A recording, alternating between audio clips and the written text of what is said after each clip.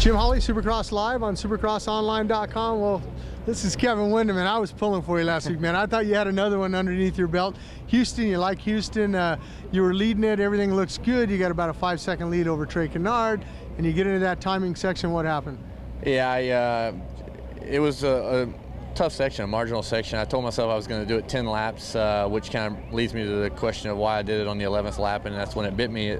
It was hard to do. The berm was deteriorating. There was little ruts on top of the tabletops, and you know, when things started going bad, when you're in that tabletop section where there's no lip, you got to kind of try to bunny hop off of them. I didn't really feel like I was in a position to back out. I just tried to keep the momentum going.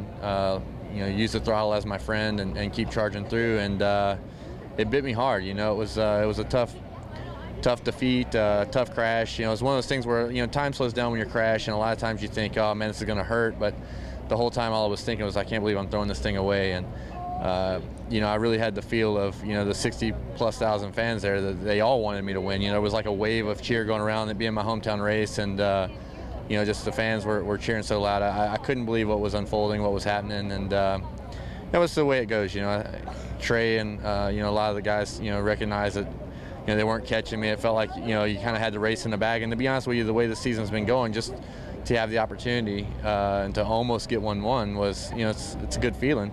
I mean, obviously it didn't end the way we wanted to, but we're living to fight another day, and glad to be here in San Diego.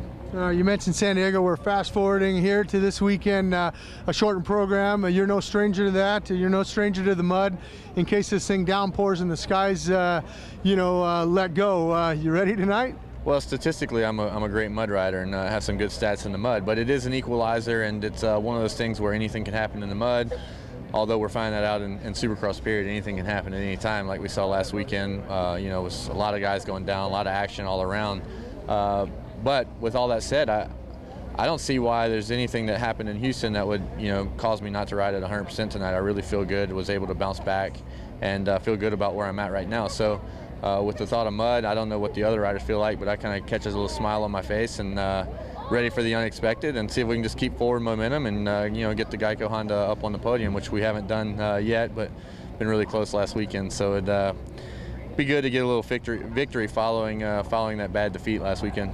All right, you heard it from Kevin Windham. He's hopefully the man upstairs is smiling on him, giving him another opportunity for a win in 2011. If the skies open up, look for Kevin Windham to be on that top of that box.